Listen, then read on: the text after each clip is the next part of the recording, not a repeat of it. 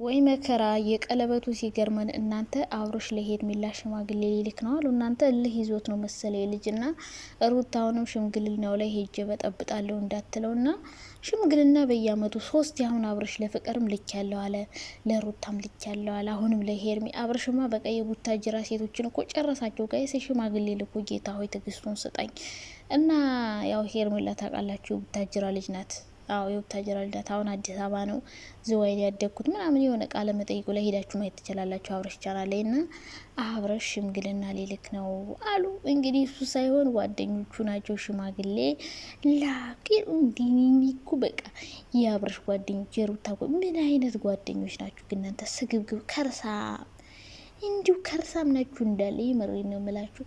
አብረሽ ሳይፈልግ የሆነ ነገር እንዲያደርግ የምታደርጉ ለምንድን ነው? እሱ ራሱ ይበል። እናንተ ምን ቤት ናችሁ? አግባት አግባት አግባት ተገፋፍቶ የሚሆን ነገር ጥሩ አይደለም። ሩታንም በግፊት ነበር እነ ሙቤ እነ ኤፋ እነ ሀይሚ ገፋፍተው የፍቅር ጥያቄን ተቀበል ብለው ለምን ተቀበለ። ይኸው መጨረሻውን ያያችሁታ። ስለዚህ በራሱ መንገድ ይወስን። እናንተ ምን ቤት ናችሁ? አለቅላቂውላ ማለት ነው። አግባት ሽማግሌ ላክለት ምናምን ራሱ ይበል እንጂ እናንተ ናችሁ እንዴ? ቀለበቱ በግድ እሰራሉ ሊያስር ነው ብለው መጡ በሄርሜ ቻናል ባለፈው። ከዛ በኋላ ቀለበት አሰረ ማለት ነው። አሁንም ሽማግሌ ልልክ ነው አለ። እንግዲህ እህቱ ብቻ ናት የተስማማችሁ እንጂ ወንድሙ ምናምን አልተስማሙ። እውነት ጋሽዬ ፈቅዶ ሽምግልና ይሄዳለኝ። እኔ አብረሽ የምር ባይቸኩል ጥሩ ነው። አሁን ባይቸኩል ጥሩ ነው ሽምግልና ባይልክ እና ሩታ አሁንም ቢሆን መበጥበጡ አይቀርም ብዬ ነው የማስበው። እንደ ብትበጠብጥ የሚያደርጉት እነ ሜሪ ናቸው። አሁን ከአብረሽ ጋር አይጠቅምሽም አሉ። ግን ነገ አሁን አብረሽ ሽምግልና ቢልክ እንረብሻለን እንበጠብጣለን ብለው ይሄዳሉ ብዬ ነው የማስበው። ሶ አብረሽ ሽማግሌ መላክ ከላከ ራሱ ይላክ እንጂ እናንተ ላክ ብላችሁት እንዲያርግ ብላችሁት መሆን የለበትም። በራሱ መንገድ ነው መሆን ያለበት ብዬ አስባለሁ። ከዛ ውጭ ግን እናንተ ምን ቤት ናችሁ እንደዚህ የምታለቀልቁት? አረስማ ሌላ ቡዜና ኤፋ አንድ ቪዲዮ ሰርተው ነበረ። እዛ ደግሞ ኤፋ አሁንም ልክ ነው የነገርኳት። ቡዜ ደግሞ በቃ ስለ ሩታ ወጥቶልኛል፣ በቃ መብቱ ነው ከፈለገው ጋር መሆን እያለች ነበረ።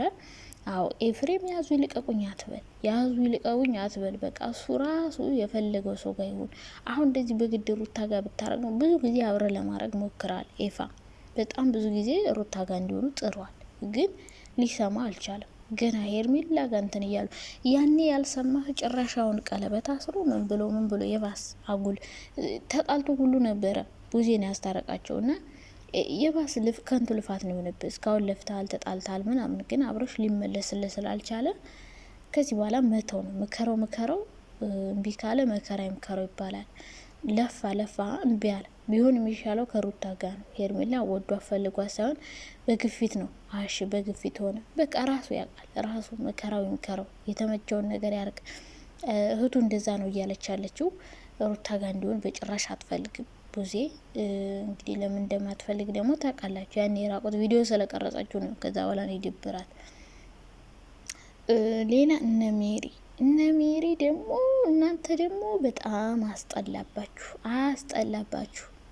ልጅቷን የማትፈልገውን ነገር አሁንም በሩታ ሳይድም ያሉት ሁሉም አንድ፣ በአብረሽም ሳይድ ያሉት እሱ ሳይፈልግ እንዲያርግ ይሉታል።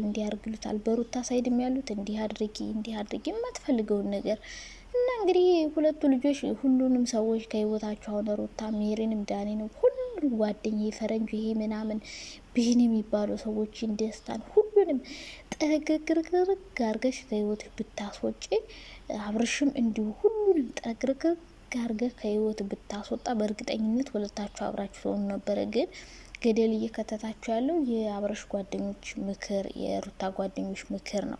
ሰላም ውድ የቻናል ቤተሰቦች እንዴት ናችሁ? ደህና ናችሁ? አለው ደህና ነኝ እግዚአብሔር ይመስገን። ለቻናል አዲስ ከሆናችሁ ላይክ፣ ሼር፣ ሰብስክራይብ አድርጉ። ሀሳብ አስተያየታችሁን ኮሜንት ላይ አስቀምጡልኝ ማለት ነው ወዶች። እና ሩታ፣ አብረሽ፣ ሜሪ፣ ዳኒ፣ ሄርሚ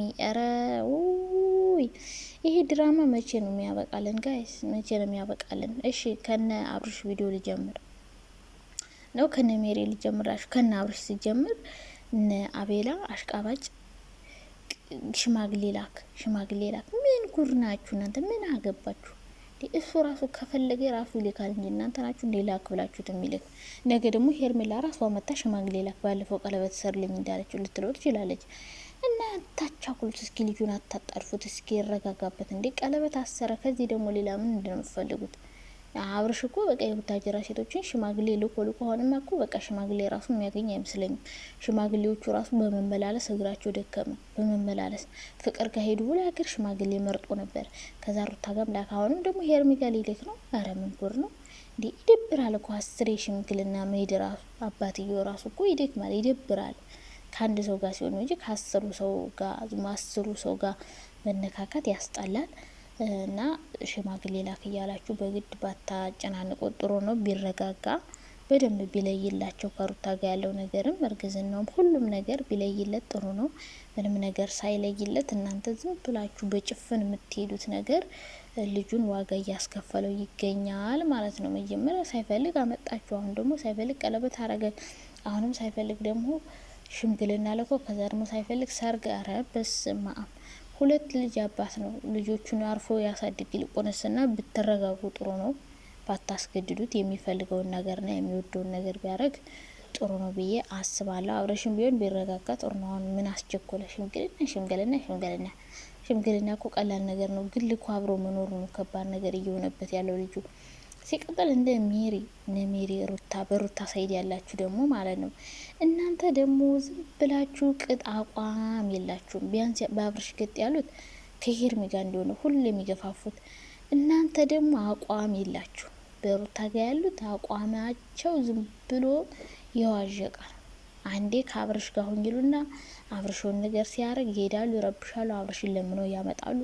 ከዛ ሲፈልጉ ደግሞ ሩታን ይሰድዋትና አብርሽን ሄደው ይቅርታ ይላሉ። ሲፈልጉ ሄርሜላን ሄደው ይቅርታ ይላሉ። ሲፈልጉ ደግሞ ሩታን ይመጡና ላንቺን ቆምልሻለን፣ እንከራከርልሻለን፣ በጣም እናስብልሻለን፣ በጣም እንወድሻለን ብለው ደግሞ ከሩታ ጎን ይሆናሉ።